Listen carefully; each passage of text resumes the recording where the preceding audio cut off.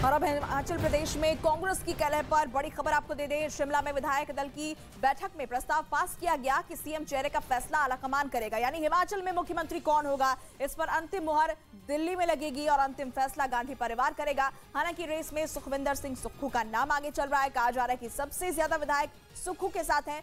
सूत्रों के मुताबिक प्रतिभा सिंह की 25 विधायकों के समर्थन का दावा भी गलत है, लेकिन प्रतिभा सिंह की नाराजगी कम करने के लिए उनके बेटे विक्रमादित्य सिंह को मंत्रिमंडल में बड़ा पद दिया जा सकता है। सुखविंदर सुक्खू जी हमारे साथ में हैं और पूरी हमने देखा कि कांग्रेस को जीत तक पहुंचाने की जिम्मेदारी इनके कंधों पर थी। सुक्खू जी, राज मिला लेकिन ताज की लड़ाई। अगर सब कुछ ठीक है तो ये जो बाहर हो रहा था आपने देखा, ये क्यों हो रहा है?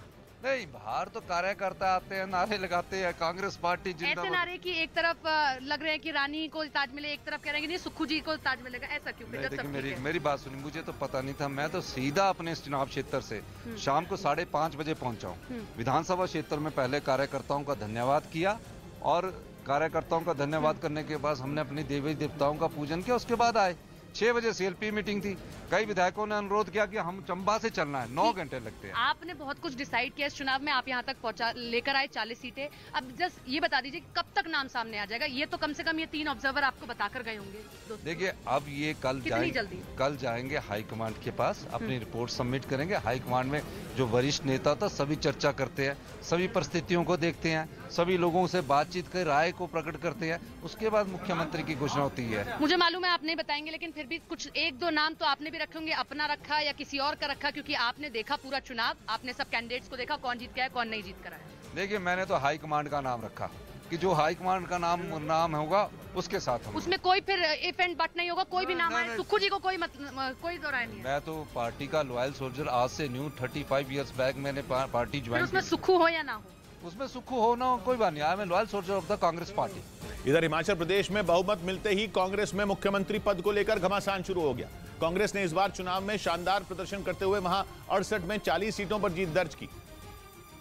लेकिन जीत मिलने के बाद कांग्रेस में जश्न की बजाय बवाल शुरू हो गया। पूर्व मुख्यमंत्री वीरभद्र सिंह की पत्नी और प्रदेश कांग्रेस अध्यक्ष प्रतिभा सिंह को मुख्यमंत्री बनाने की मांग लेकर उनके समर्थक सड़कों पर उतर आए। उन्होंने पर्यवेक्षक के तौर पर शिमला पहुंचे छत्तीसगढ़ के सीएम भूपेश बघेल और हरियाणा के पूर्व सीएम भूपेंद्र सिंह हुड्डा के काफिले को रोक लिया और उनके सामने ही नारेबाजी शुरू कर दी। हिमाचल प्रदेश में मुख्यमंत्री के चेहरे के लिए मची इस कलह के बीच खुद प्रतिभा सिंह ने अपनी दावेदारी ठोक दी। उन्होंने दावा किया कि राज्य का पूरा चुनाव वीरभद्र सिंह के नाम पर ही लड़ा गया, इसलिए उनके परिवार का सीएम पद पर हक बनता है। नाम आप उनका यूज करो, चेहरा उनका यूज करो, फैमिली उनकी यूज करो और आप श्रेय किसी और को दो। एक रोज पहले उनके बेटे और कांग्रेस नेता विक्रमादित्य सिंह ने भी उन्हें मुख्यमंत्री बनाने की मांग की थी और इसी के अगले दिन प्रतिभा सिंह को मुख्यमंत्री बनाने की मांग पर उनके समर्थक सड़कों पर उतर आए। यही नहीं, प्रतिभा सिंह का खेमा भी मजबूती से उनकी दावेदारी पुख्ता करने में जुट गया और वहां से इस तरह की खबरें आने लगी कि अगर वीरभद्र सिंह के परिवार की अनदेखी हुई तो हिमाचल प्रदेश में पार्टी में टूट का खतरा हमेशा बना रहेगा। सूत्रों के मुताबिक प्रतिभा सिंह के गुट ने तो अपने साथ 25 विधायकों के समर्थन का भी दावा कर दिया। हालांकि प्रतिभा सिंह के अलावा सुखविंदर सिंह सुक्खू का नाम भी सीएम पद के दावेदारों में शामिल है, जिन्हें कांग्रेस ने इस बार के चुनाव में प्रचार समिति का प्रमुख बनाया था। मुख्यमंत्री भी पार्टी हाईकमान बना देगी जिन्होंने विधायक का चुनाव लड़ा है। इसके साथ कौल सिंह ठाकुर, मुकेश अग्निहोत्री और आशा कुमारी के नाम भी सीएम पद की रेस में है। इस बीच कांग्रेस ने साफ किया कि फैसला सबकी सहमति से ही होगा, सबको साथ में लेके चलने की बात है। हालांकि प्रतिभा सिंह के रुख को देखकर कांग्रेस आलाकमान के लिए ये घमासान रोक पाना इतना आसान नहीं दिख रहा और कांग्रेस में ये बवाल इसलिए मचा हुआ है क्योंकि जीत के साथ ही वहां एक कुर्सी के लिए कई दावेदार खड़े हो गए। सारे दावेदार आलाकमान से अपने कनेक्शन की दलील दे रहे हैं। They cannot neglect his family. Himachal Pradesh में मेरे द्वारा 6 साल संगठन बनाया गया। मेरे नेता राहुल गांधी, प्रदेश में 5 साल के बाद कांग्रेस की सरकार होनी चाहिए। जो मंत्री बनता है वो मुख्यमंत्री बनना चाहता है, निश्चित रूप से I also expect। और एक कुर्सी के इतने दावेदार होने की वजह से ही हिमाचल प्रदेश कांग्रेस में सुबह से शुरू हुआ बवाल देर शाम तक चलता रहा। वहां कांग्रेस दफ्तर के बाहर भी जमकर नारेबाजी और हंगामा हुआ।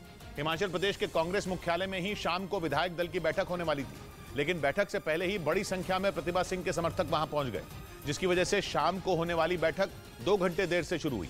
इस बीच प्रतिभा सिंह के बेटे विक्रमादित्य भी कांग्रेस दफ्तर पहुंचे, जहां बाहर मौजूद समर्थकों ने उन्हें कंधे पर उठा लिया। इस दौरान विक्रमादित्य सिंह ने विक्ट्री का साइन भी दिखाया, जिसके बाद वहां मौजूद प्रतिभा सिंह के समर्थकों ने जमकर नारेबाजी की।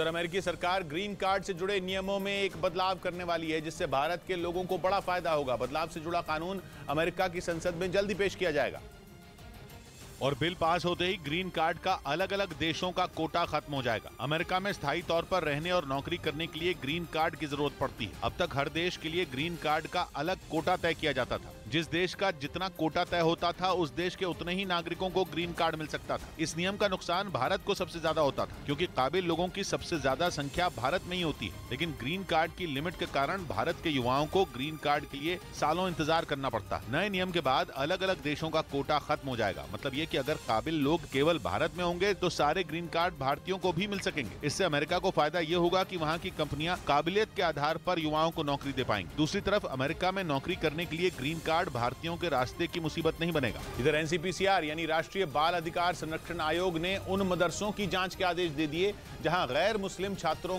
को दाखिला दिया गया, जिसके लिए एनसीपीसीआर ने भी राज्यों और केंद्र शासित प्रदेशों के सचिवों को चिट्ठी लिखकर 1 महीने में रिपोर्ट मांगी, ताकि उन मदरसों की लिस्ट तैयार की जा सके जो गैर मुस्लिम समुदाय के बच्चों को धार्मिक शिक्षा देने के अलावा सरकार से स्कॉलरशिप भी मुहैया करवाते हैं।